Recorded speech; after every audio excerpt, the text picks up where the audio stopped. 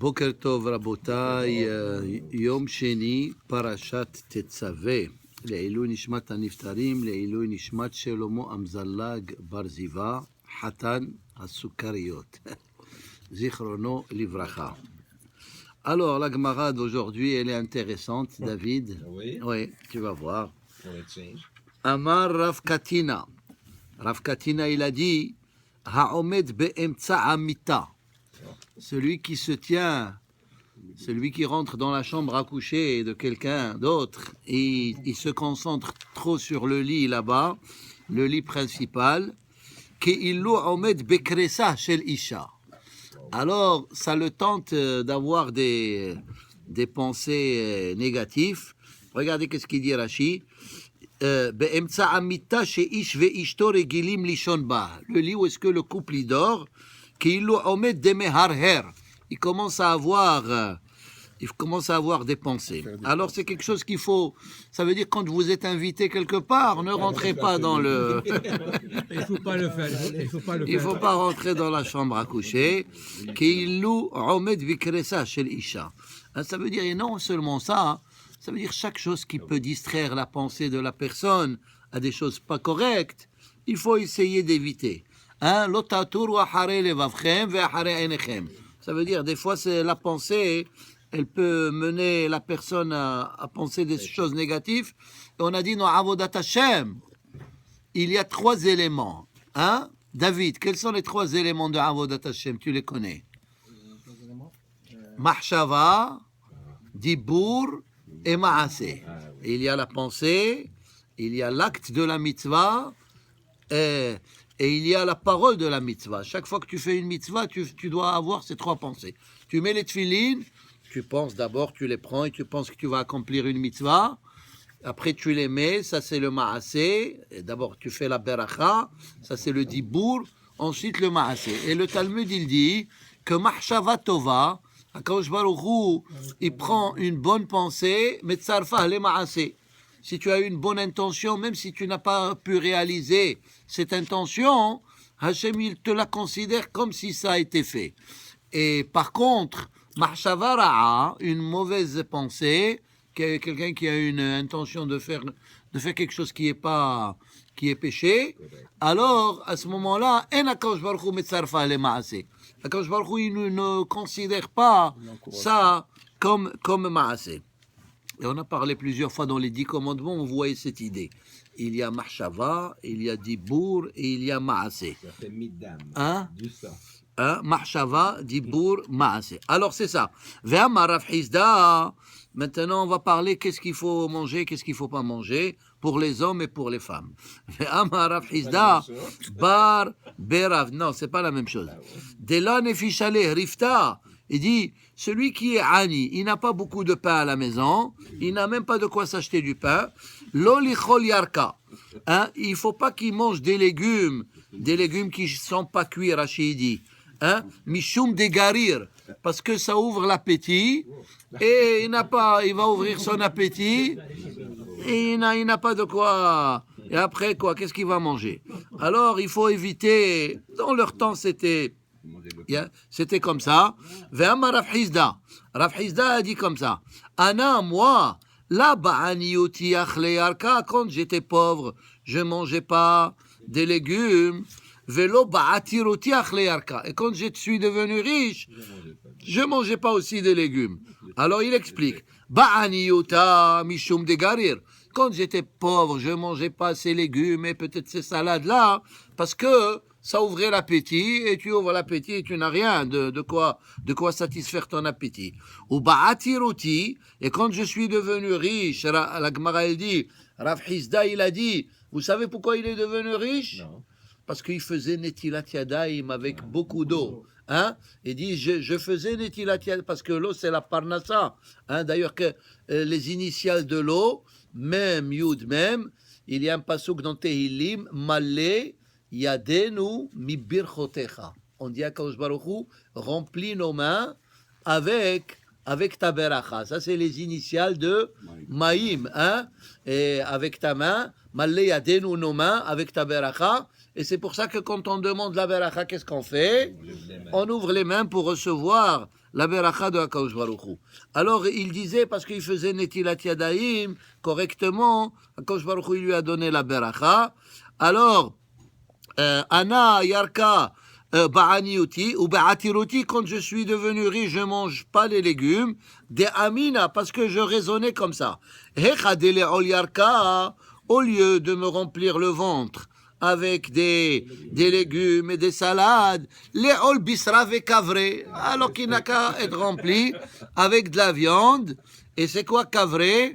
Kavre, c'est des poissons. Kavre, c'est des poissons. Ça veut dire... Caviar. Je ne sais pas s'il y avait le caviar dans le temps.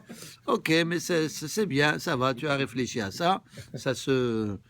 ça, non, c'est presque le même mot. Kavre, caviar.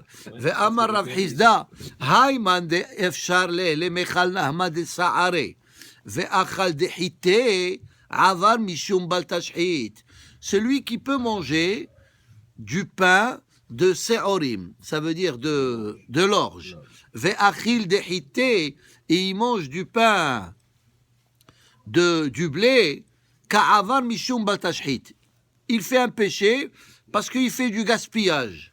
Hein? Au lieu de manger de l'orge, il mange du blé. Mais la Gemara elle dit c'est pas logique ça. Ve'amar Rav Papa, hayman de efshaleh le mishte shichra, celui qui peut boire du shechar, ça veut dire de la bière. Ve'shate hamra, et il boit du vin. Avar mishum bal tashhit, il fait du gaspillage. Mais la Gemara, elle dit non, vela miltahi, et c'est pas logique ça. Pourquoi?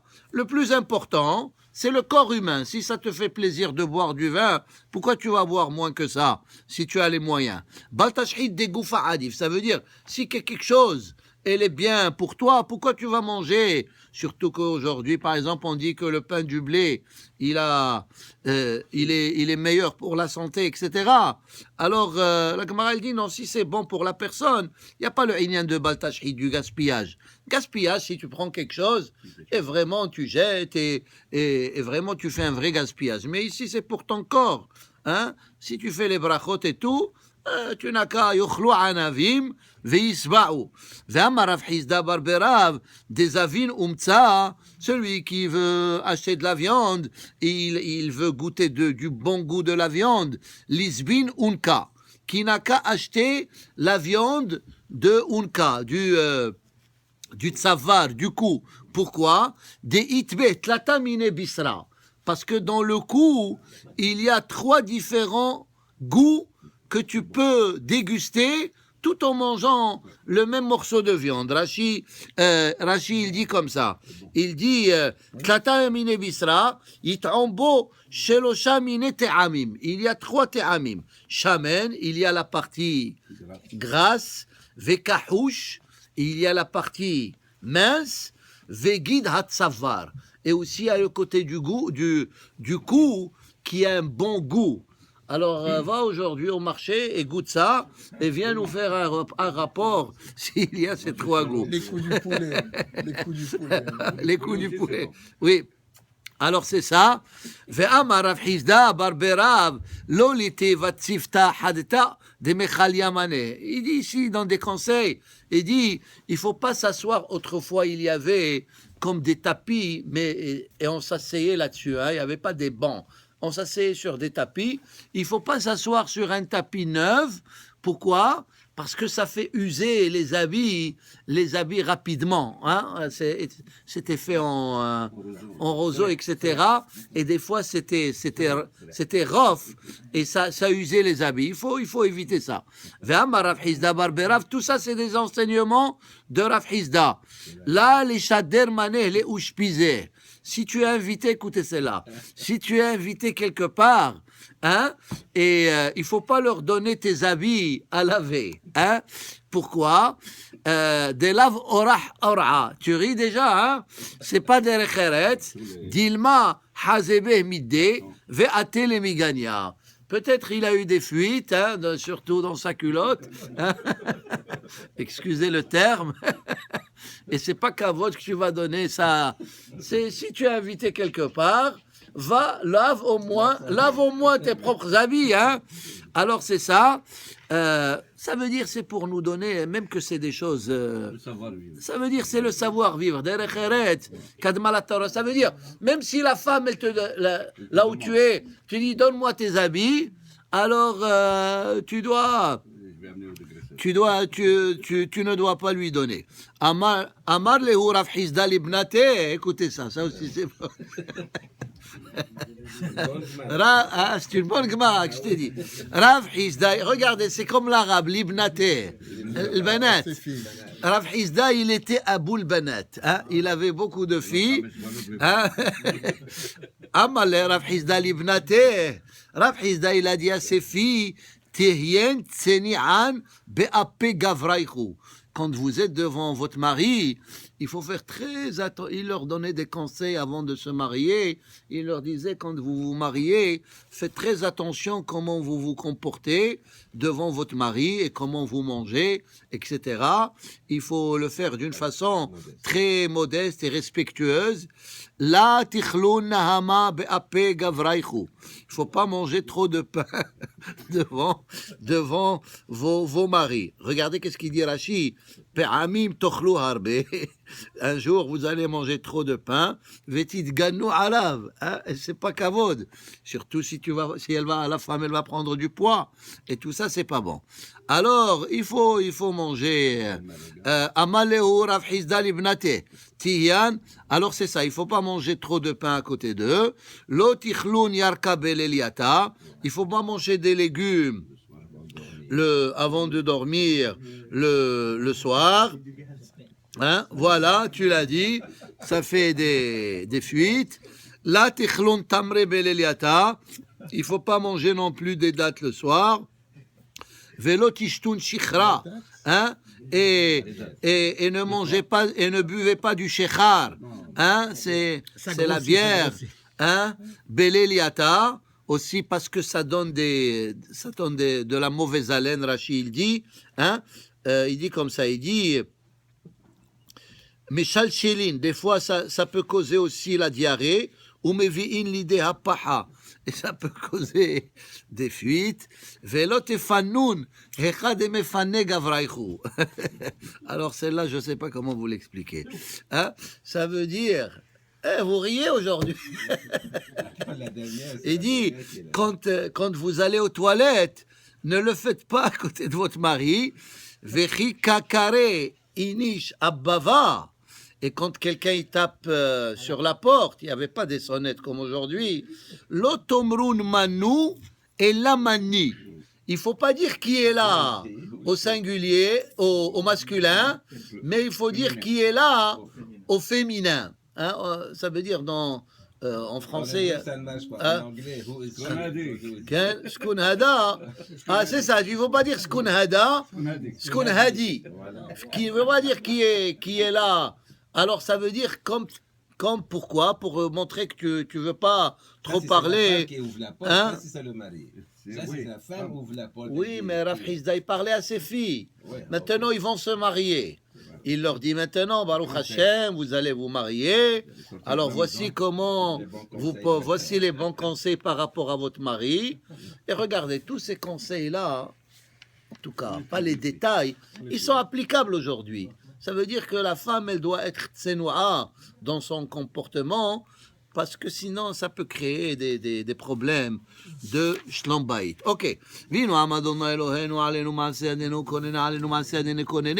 Pour vous dire, regardez, la Gemara d'aujourd'hui, c'est pour vous dire que tout, tu écoutes Jacques, pour vous dire que tout est écrit dans la Torah, hein?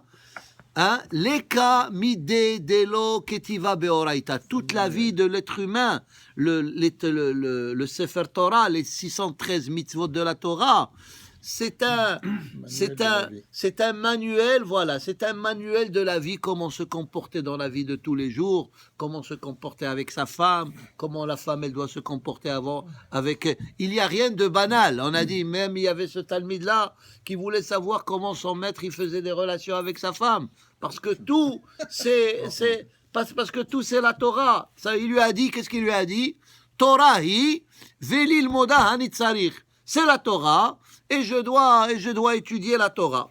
Ok, on va étudier ce Zohar, après on va faire le Kaddish. Ce Zohar, il n'est pas très clair, mais on va essayer de l'éclaircir dans la mesure du possible.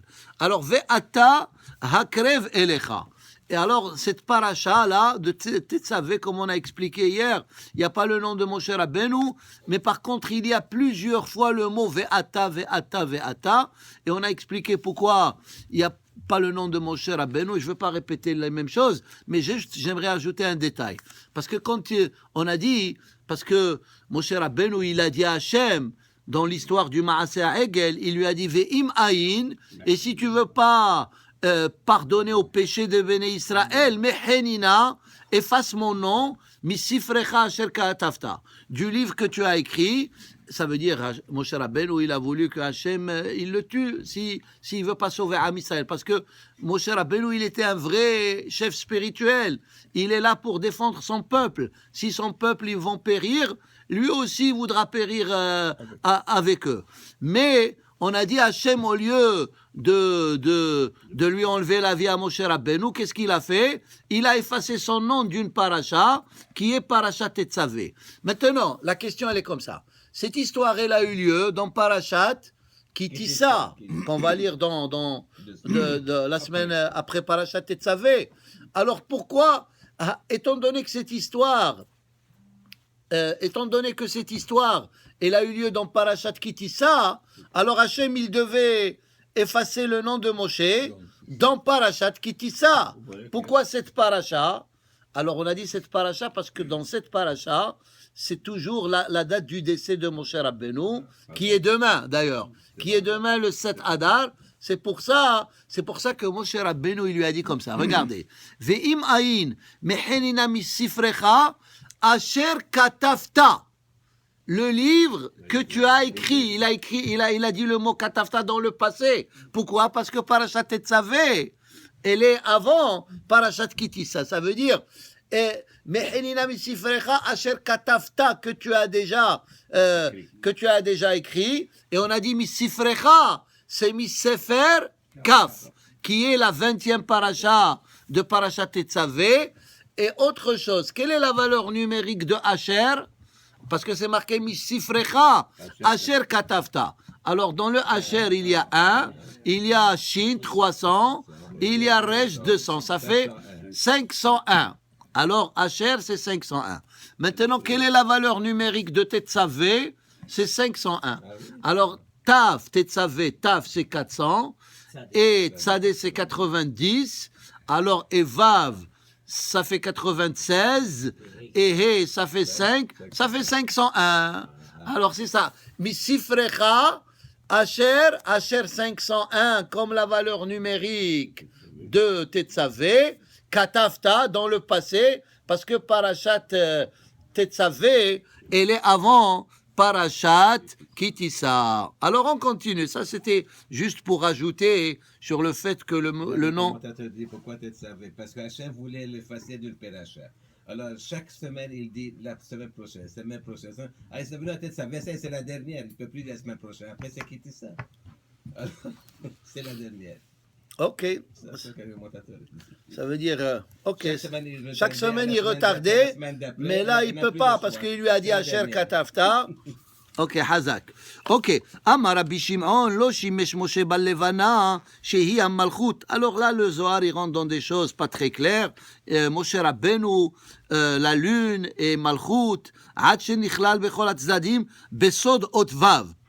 Il dit le secret de la lettre vav, comme on a dit plusieurs fois, que la plupart des parachiotes de la Torah, ils commencent avec la lettre vav. Vaidaber Hashem el Moshe lemor. Et même ici, il aurait dû dire Ata tetzavé. Pourquoi c'est marqué Ve'ata tetzavé? Alors on a expliqué plusieurs fois que la lettre Vav, c'est une lettre très élevée spirituellement parlant. C'est pour ça que on a dit c'est Vav Ot Emet selon le Zohar, parce qu'elle fait une connexion entre Am Israël et entre la Torah et entre Hakadosh Baruch Hu.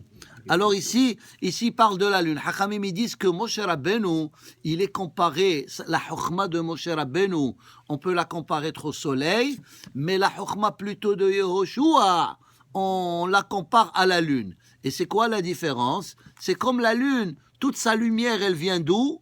Elle vient du soleil. Alors ça veut dire toute la chokhma de Yehoshua, elle est venue de Moshe Rabbeinu, mais Moshe Rabbeinu, il a reçu la Torah de Hakadosh Baruch Hu direct, comme il est écrit, Moshe qui bel Torah, mi Sinaï. Alors c'est pour ça que le Talmud il dit, Pene Moshe qui pne Hama, le visage de Moshe, c'est comme la lumière du soleil qui est forte, Ve Pene Yehoshua, et le visage de Yehoshua qui pne Levana. Que Moshe emadnu, Bor ema katuv mitoch bene Israël lecha hanoli. Hein? Alors c'est marqué Ve'ata, tetzavet bene Israël, lecha hanoli. Pour les Kohanim, ils devaient faire le service au temple, lecha henli lo katuv. Et la lecha hanoli, la shimush shelo, la shimush shela otazo. Et normalement, il aurait dû dire lecha henli. Il a dit lecha hano. Encore une fois, il a ajouté la lettre Vav. La shimushelo vadaili, shehi ot he, ça veut dire, alors là, il rentre dans le yud ke vav ke, li, c'est le nom d'Hachem, le achnisul hashrish, havav behe, hein, pour mélanger le vav avec le he, shiakol ehad, parce que je pense que le Zohar ici veut dire la chose suivante. Vous savez, on a dit que dans ce monde, tant que le Mashiach n'est pas venu, il y a juste la moitié du nom de Hachem. Il y a Yudke Vavke. Mais tant que le Mashiach n'est pas venu, il y a juste Yudke. Qu'est-ce qui nous manque? Le Vav et le He. Et quelle autre lettre on a dit? Et le Aleph. Parce que le Kissé d'Hachem, le siège d'Hachem, il n'est pas complet. C'est pour ça que c'est marqué Kiyad Alkes Ya. C'est pas marqué Kissé et c'est marqué Ya. Ça veut dire juste le Yud He. Et qu'est-ce qu'il manque? Le Vav et le He. Alors c'est ce qu'il dit ici le Zohar, avec le... Ça veut dire tant qu'il y a juste la moitié d'Hachem, alors la moitié du nom de Hakadosh Baruch Hu, ça veut dire que le royaume de Hakadosh Baruch Hu, il n'est pas dans un état de perfection. Et comme on voit dans ce monde, le fait qu'il y a beaucoup de problèmes dans le monde, et beaucoup de souffrances, et beaucoup de gens qui ne croient pas en Hachem. Alors le nom d'Hachem, alors il ne règne pas partout. Mais on dit dans Alenu le Shabbat, Ve'aya bayom hahu, Iya Hashem Ehad, Ushmo Ehad. Ça veut dire le nom d'Hachem, il va être complet. Qu'est-ce que ça veut dire le nom d'Hachem, il va être complet? Ça veut dire il va être complété avec le Yud Ke Vav Ke. Et à ce moment-là, l'humanité entière, ils vont être dans la possibilité de servir à Kadosh Baruch Hu. Tout le monde va reconnaître que c'est Hachem qui est le maître de l'univers. D'ailleurs, c'est pour ça que le Kaddish, il est important. Qu'est-ce qu'on dit? On dit Yid Gadal Ve'Yid Kaddash, que le nom d'Hachem, il soit grand et saint, Shemeh Rabba. Le nom d'Hachem, grand, il va devenir grand. Maintenant, comment là, si vous regardez dans le Sidour, comment c'est marqué Shemeh? Shin, Mem, Yud, He. Alors, Shem, Yah, on prie dans le Kaddish que le nom de Yah, il soit Gadol. Qu'est-ce que ça veut dire Gadol? Ça veut dire qu'il soit, parce que maintenant il est juste Yud He. Alors on veut qu'il soit Yud He Vav He. Que le Shem Yah, le nom d'Hachem, il soit plus grand. Alors le Zohar, il touche ici le Vav He. Alors il dit, c'est juste les tzadikim qui connaissent ces secrets. L'alechet bederech emet, pour aller dans le bon chemin, au mitoch bene Israël. Lama, c'est marqué mitoch bene Israël, et la kol et la nikra had liot had karaoui. Ça veut dire il faut faire partie de Klal Israël pour que le service divin il soit complet, il soit parfait. Et la mitoch bene Israël, qui bene Israël omdim le mata, liftoach drachim. Quel est maintenant ici le Zohar, il explique quel est le but de bene Israël dans ce monde? Liftoach drachim, pour ouvrir des nouveaux chemins pour l'humanité, Ulha'ir Shevilim, et d'éclaircir le chemin pour toute l'humanité, Ul hadlik hanerot, et d'allumer les bougies. Ça veut dire façon de parler. C'est comme le prophète il a dit. Quelle est la mission de Am Israël dans ce monde? Vehalchu goyim leorech.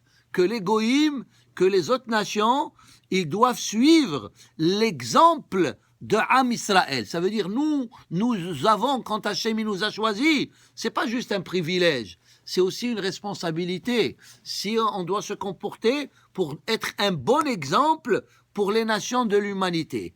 Et sinon, si on est un mauvais exemple, alors on n'a pas accompli notre mission. Et c'est ce que le Zohar il dit. Liftoach derachim, ouvrir des chemins. On ne parle pas ici d'ouvrir une nouvelle autoroute, mais d'ouvrir des chemins de comportement, ça veut dire façon de se comporter. Les ha'ir, pour éclaircir le chemin. Ul karevakol mimmata le ma'ala. Alors ça veut dire quand on fait des bonnes actions, alors il y a des persécutions, il y a des conséquences positives dans le monde céleste. Shia kol ehad, umishum ze katuv, ve'atem addebekim b'Hashem. Quand on est attaché à Kadosh Baruch Hu, hayim kullechem hayom. On est considéré vivant. Dans quel sens? On est considéré vivant spirituellement parlant quand on est attaché. Parce que comme on a dit, le corps humain, il a 248 membres et l'équivalent de ça, spirituellement, c'est les 248 mitzvot de la Torah. Ramah, ça veut dire que chaque mitzvah, elle correspond à une partie du corps. Amar Rabbi Shimon, hakol hu nikrav al yedei mi sheodeh leyached hayechud vela'avod adono. Ici, il dit, Rabbi Shimon, il dit, ceux qui comprennent les secrets de la Torah, c'est eux qui peuvent faire un service divin à la perfection.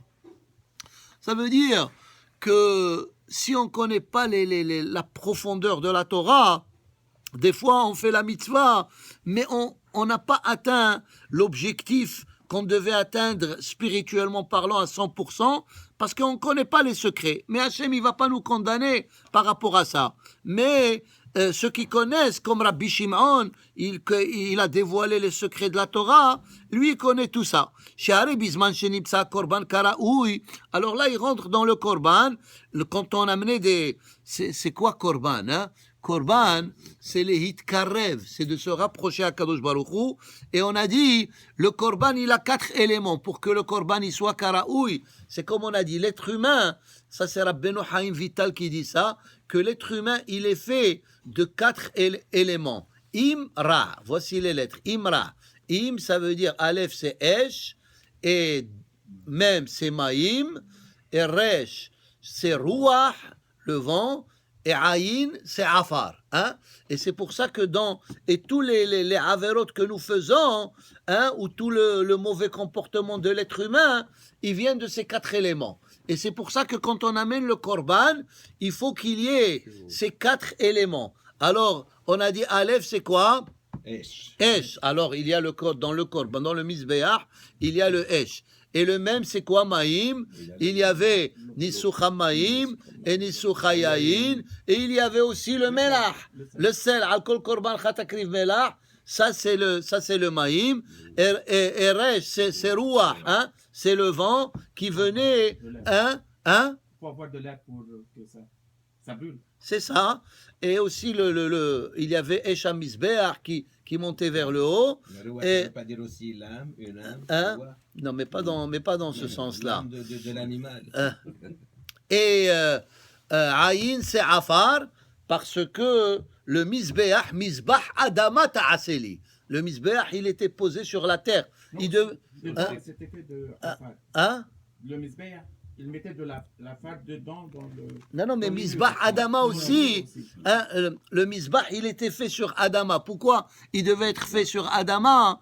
Parce que c'est là-bas où est-ce que Hachem, il est descendu, il a créé Adam et Ève, alors il fallait qu'ils soient connectés. Alors c'est ça, il dit que l'être humain, il doit amener le korban. Ça veut dire, c'est pas juste une fois, ok, tu as fait une avera, alors tu vas faire un rituel, tu vas amener un korban. Non, tu dois savoir qu'est-ce que tu es en train de faire? Tu es en train de réparer les 4 éléments par rapport aux 4 éléments qu'il y a quand on fait une avera, parce que même l'être humain, il a ces 4 éléments. Alors, sinon, comme David Amelech, il a dit, Zevach Reshaim To'eva. Si quelqu'un, il amène un korban et il se comporte de la même manière qu'au moment où est-ce qu'il a fait la avera, alors le korban, il n'est pas très apprécié. Ça veut dire quand ceux qui amenaient les sacrifices, ils les amenaient, vous savez, je voulais vous ajouter un point, ceux qui amenaient les sacrifices, vos hachamim, ils ont remarqué que on les amenait, ils se mettaient, parce qu'il y avait des fois beaucoup de gens qui amenaient des korbanot. Des fois, par exemple, il amenait korban hatat. Korban hatat, par exemple, quelqu'un qui a fait un péché. Il doit amener un korban. Maintenant, il y a quelqu'un qui amène korban ola.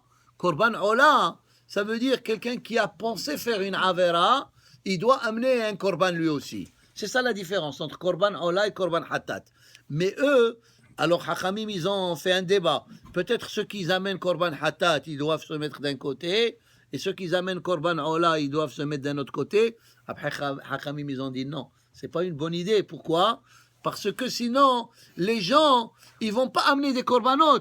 Ils vont pas faire teshuva. Ils vont dire, ah oui, je vais amener un korban, je vais me mettre là-bas. Tout le monde va savoir que j'ai fait des bêtises. J'ai pas envie. C'est pour ça que tous ceux qui amènent des korbanot, ils se mettaient ensemble. Même quelqu'un pouvait amener un korban, même sans avoir fait de péché. Korban Toda, pour remercier Hachem. Ou bien Korban Nedava. Alors ça veut dire que vous voyez dans la Torah cette idée qui revient souvent. Par exemple, autrefois, celui qui montait au Sefer, il devait lire sa partie. Parce que c'est ça, tu as fait la bracha. C'est comme tu as fait Boré Periahetz, tu dois manger le fruit. Tu as dit, Asher Baharbanu, tu dois lire. Mais après, qu'est-ce qui s'est passé? Il n'y avait personne qui voulait monter au Sefer. Alors, Hachamim, ils ont dit, heureusement pour nous, ceux qui lisent le Sefer Torah, on a des Hazalim, et comme ça, il faut prendre quelqu'un qui est professionnel pour lire la Torah. Une fois, quelqu'un m'a dit, un Baal Koré, il m'a dit, si juste la paracha, elle était avec les points et les voyelles, ça aurait été tellement facile. Je lui ai dit, ne demande pas ça. Fais attention à ce que tu demandes, parce que si c'est avec les... Tout le monde va être des Baal Koré, et tu n'auras pas l'occasion de lire. Alors c'est ça. Alors en tout cas, on a dit, en parlant de Sefer Torah, c'est pour ça qu'il n'y a pas les points et les voyelles dans le Sefer Torah, parce que quand tu mets les points et les nekudot et les te'amim, etc., alors tu limites le pasouk de la Torah. Tu lui donnes une certaine limite. Tu peux pas, sauf pasouk, tu dois t'arrêter à la fin du pasouk. Et la même chose, les nekudot, ils te disent que tu dois lire le mot tetzavé et pas autrement. Mais sans les points, tu peux faire ce que tu veux, parce que la Torah, Shiv'im Panim la Torah, il y a différentes manières d'interpréter la Torah. Pourquoi Il y a les tagim. Les tagim, de toute façon, on ne comprend pas le secret. Le seul qui comprenait les tagim, c'était qui? C'était Rabbi Akiva. Shaya Doresh Tile Tilim Shel Halachot. Parce que les tagim, ça ne change pas. Ça veut dire que tu peux quand même faire le contraire. Le tag, il te dit qu'il y a un commentaire à faire là-dessus. Chaque lettre qui a cette couronne-là, ça te donne à réfléchir et trouver quelque chose qui est caché et qui n'est pas évidente dans ce mot-là. Le contraire, les couronnes, ils te poussent pour réfléchir. Sha'arei bizman shenimtsa, azakol, on continue. Ve'asitra ahra nichna' ve'nissar.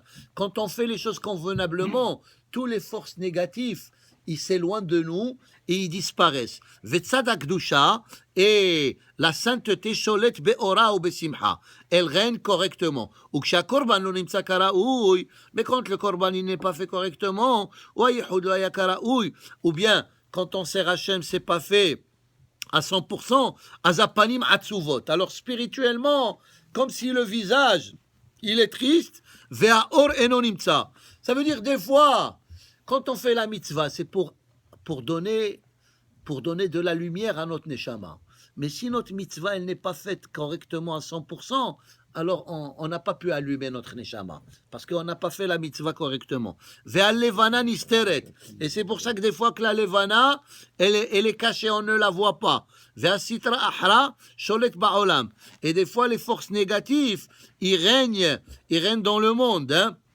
Il règne dans le monde, Mishum she'en mi sheyodea leyached Hashem hakadosh karaoui. Parce que nous ne savons pas comment servir Hashem, l'unité de Hakadosh Baruch Hu convenablement. Amar Rabbi Shimon, Hakadosh Baruch Hu lo nissa et Iyov. Là, on rentre dans un autre sujet. Alors, on parle par rapport à Iyov, que Hashem, il l'a mis en épreuve, et il y a toute une discussion, comme on a étudié. On ne sait pas il y a ceux qui disent que Iyov, lo haya velo nivra, il n'a jamais existé. C'était juste une façon, comment la Torah, elle veut nous faire une réflexion, que l'être humain dans ce monde, tout ce qu'il peut avoir, ce qu'il a, ça ne lui appartient pas pour l'éternité. Il peut avoir la santé, il peut avoir la richesse, il peut avoir le kavod, et du jour au lendemain, il peut tout perdre, comme Iyov. Hein? Mais Iyov, malgré tout ça, il n'a pas nié l'existence de HaKadosh Baruch Hu. Alors ici, le Zohar, il fait une comparaison entre Iyov et Avraham Avinu, Kenissayon. Alors il dit que le Nissayon de Iyov, Loba immo benissayon Kenissayon sharat tzadikim. C'est pas comme les épreuves que Avraham Avinu il avait. She'are lo katuv bo ve'a Elohim nissa et Iyov. Concernant Avraham, c'est marqué ve'a Elohim nissa et Avraham. Il a mis en épreuve. Kemo shekatuv be'Avraham, ve'a Elohim nissa et Avraham, shehu beyado ikriv ben yehido elav. Avraham Avinu, c'était le grand Nissayon de prendre son fils bien-aimé et de le sacrifier à Hachem. Ve'Iyov lo natan lo, ve'lo masar lo klum, ve'lo ne'eman lo sheiten. Ça veut dire Hachem, il n'a pas dit à Iyov de prendre quelque chose et de le donner à Hachem. Aval nimsar be'adam katreg. Iyov, il était mis entre les mains des forces négatives. Bedino shel HaKadosh Baruch Hu, shehu me'orer alav etam katreg. Ça veut dire, des fois, Hachem, il faut prier à Kadosh Baruch Hu. On n'a pas besoin de ça. Des fois, Hachem, il nous envoie des forces négatives, il nous met en épreuve, et la vie de l'être humain, elle peut changer du jour au lendemain. C'est ce qu'il a fait à Hachem à Iyov. Il lui a amené des forces négatives. Mashéou lo bikesh. Iyov, il n'avait pas besoin de ça. Kitamid, bam katreglit orer al bene Adam. וכאן הקדוש ברוך הוא עורר כמדרג עליו, שכתוב, שמת ליבך, comme Hachem il a dit là-bas au Satan, est-ce que tu sais qu'est-ce qui se passe avec Iyov? Va le mettre, va lui dire, va le mettre en épreuve. Hasamta libecha al Iyov, aval sod amuko. Mais tout ça, c'est un secret très très profond. Baruch Adonai Leolam, Amen ve'Amen. Rabbi Hamen HaKasher, Omer Hatzakash Baruch Zako Israël, Shechach Ibala, Imdoram Mizosh Mohamed Zvansko, Agdil Torah, Ve'adir, Yid Gadal. Alors regardez le Moussar. Sha'al Rabbi Akiva, les Rabbi Nehunia Gadol, Bammeh Erachta Yamim. Écoutez ça. Il lui a dit, donne-moi ton secret, comment tu as vécu si longtemps que ça? Alors regardez, qu'est-ce qu'il lui a dit, hein? Amar lo, miyamai, lo kibalti matanot. Je n'ai jamais voulu accepter des cadeaux, hein? Alors, ça veut dire quoi? Ça veut dire... Sonner matanot yihye. Très bien, voilà. Vesonner matanot yihye. C'est ce qu'il a dit Shlomo HaMelech. Shlomo HaMelech, il a dit, celui qui déteste des cadeaux, lui, va vivre. Qu'est-ce que cela veut dire? Ça veut dire quand tu attends... Qu'est-ce que ça veut dire un cadeau? Tu attends quelque chose de quelqu'un d'autre. Hein? Tu attends quelque chose de quelqu'un d'autre. Ça, c'est matana. Hein? Ça peut... c'est pas juste un cadeau, mais ça veut dire quand tu attends quelque chose de quelqu'un. Alors, des fois, tu es déçu. Hein? Ça veut dire que tu prends ta joie de vivre et tu dis qu'elle dépend de l'autre. C'est ça, ça veut dire, si l'autre il me fait ça ou il me donne ça, je vais être bien. C'est pour ça que Shlomo HaMelech, il a dit, sonner matanot yihye. Ça veut dire que tu n'attends rien de personne, tu ne vas jamais être déçu.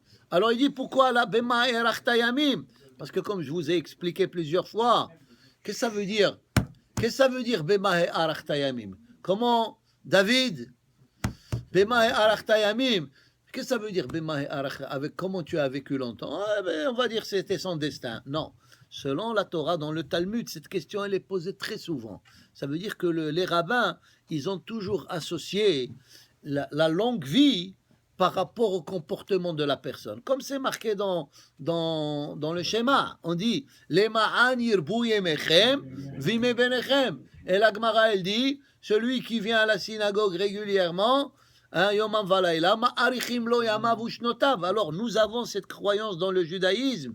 D'ailleurs, il y a une discussion dans la Gemara là-dessus, mais Rabbi Akiva, d'ailleurs, il dit « Zacha mosifin lo ». Même parce que la question se pose, avant que la personne elle sort de ce monde, elle vient dans ce monde, c'est déjà prédestiné combien d'années il va vivre. Hein? Alors qu'est-ce que ça veut dire? Mais le Talmud il explique Zacha, si c'est bien comporté dans ce monde, Mosifin lo, on lui ajoute, on lui a dit tu dois vivre 80, on t'ajoute un autre bonus de 15 ans. Hein? Tu vas vivre jusqu'à 95 ans. Hein? Alors, etc. Alors c'est ça. Ça veut dire que des fois, par rapport à notre mérite, on peut avoir une longue vie, même que notre destin, il nous a prédit que moins que ça. Alors c'est ça. Amalomi amai lo kibalti matanot velo amadti al middotai. Lo amadti al middotai, ça veut dire je n'ai jamais été très sévère dans mon comportement. Ça veut dire amati al middotai, c'est quelqu'un qui est sévère. Il dit voici comme ça et je ne veux pas. Ça veut dire il n'est pas flexible. Ve'amru rabotenu zichronim vracha Rav Huna bar Yoshua halash. Rav Huna fils de Rav Yoshua, il était malade. Ve'amru lo mai hazita. Alors il somnolait. Quand il s'est réveillé, ils lui ont dit qu'est-ce que tu as vu? Ça, c'est la Gemara dans Masechet Rosh Hashanah. Amar lehu, hachi, regardez ça. Ils somnolaient et ils voyaient qu'est-ce qui se passe dans le monde céleste. Ils étaient en train de le juger. Hein? Il était malade, il dit, bon, maintenant il est malade. Est-ce qu'on va lui prendre la vie ou pas? Comme on a dit, des fois l'homme, il tombe malade et Hachem, il peut lui enlever la vie malgré que ça a été son destin, il devait vivre longtemps. Non. Alors ils lui ont dit, qu'est-ce que tu as vu? Amar lehu, hachi amar HaKadosh Baruch Hu. Regardez, il a vu dans sa vision que HaKadosh Baruch Hu, il disait aux anges qui jugeaient cette personne, Rav Huna, il lui disait comme ça, Ho'il velo moke bemilta, la takimu bahader. Il dit, comme lui, il n'est pas sévère dans son comportement avec les autres, il n'est pas rancunier, il n'est pas méchant, il est gentil, il est facile à pardonner, alors soyez aussi facile avec lui et pardonnez-lui sur ses péchés. C'est extraordinaire ça, ça veut dire comment l'homme il peut déterminer comment Hachem il le juge par rapport à son propre comportement lui-même. Hachem il te juge comme on a dit, de la même manière que tu te comportes avec les autres, comme on a dit, Hachem tzilcha, Hachem c'est comme l'ombre de la personne.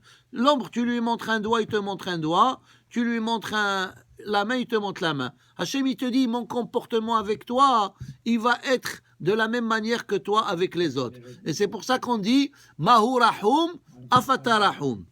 Alors c'est ça.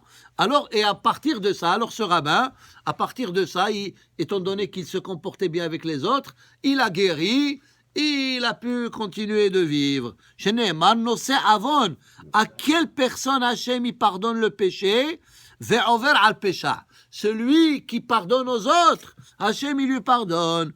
Ça c'est un comportement pour nous tous très important, que ce soit dans la vie de tous les jours, que ce soit dans notre maison. Hein, des fois il y a des conflits, il faut être facile à pardonner. Comme on dit en hébreu, lo tiyeh tzodek, tiyeh hacham. Il ne faut pas que tu aies raison. Ah, des fois, quelqu'un, parce qu'il a raison, il va faire une guerre. Tu peux avoir raison, mais il faut être hacham. Il faut être intelligent.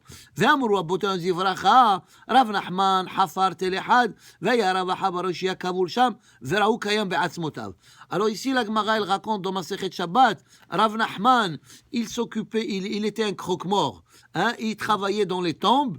Il a vu la tombe de Rav Aha, et qu'il était son corps, bon peut-être il est mort 20-30 ans, et son corps il était intact. Amar lehmai hai. Alors il lui a parlé, il l'a même réveillé. Il a dit bonjour, comment vas-tu? Qu'est-ce qui se passe? Hein? Amarle, ça veut dire my hi. Hein? Il lui a dit, ça veut dire. En anglais. Il lui a dit hi en anglais. Il a dit my. Et my friend, hi. Il parlait, voilà, my hi. Il lui a dit my hi. Alors ça veut dire comment se fait-il que ton corps il est intact?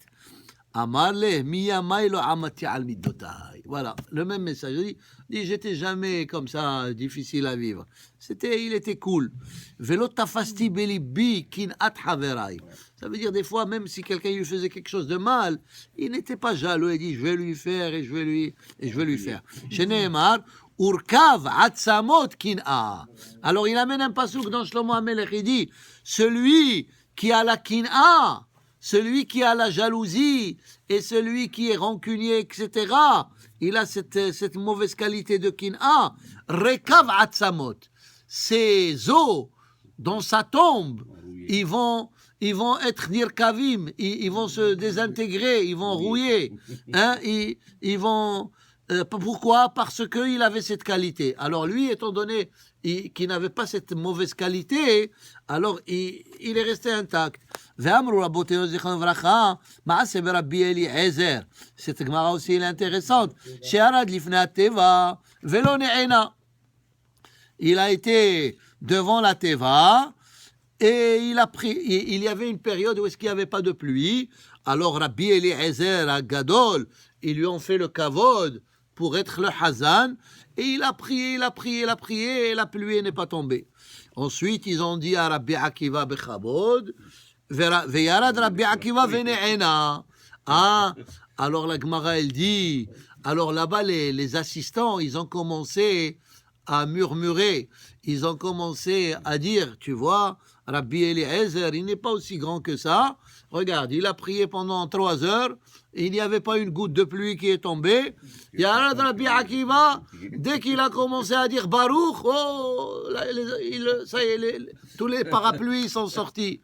Alors, Veyarad Rabbi Akiva, maintenant regardez comment la Gemara là-bas elle continue. Veyatsa bat kol ve'amra. Il y avait une voix céleste qui est sortie et qui a dit L'homi penesheze gadol misé. C'est pas parce que Rabbi Akiva il est supérieur à Rabbi Eliezer. Et là, chez Zema Avir al Midotav. Rabbi Akiva, malgré qu'il était un grand hacham, hein? Il pardonnait beaucoup.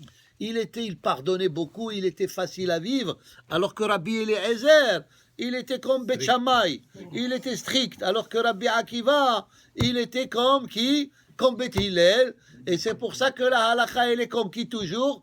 Comme Bet Hillel. Aujourd'hui, il faut être facile à pardonner, comme ça Kadosh Baruch Hu il nous pardonne. Baruch Adonai Le'olam, Amen, Amen. Hazakim Ubruchim. Je voyais le trou.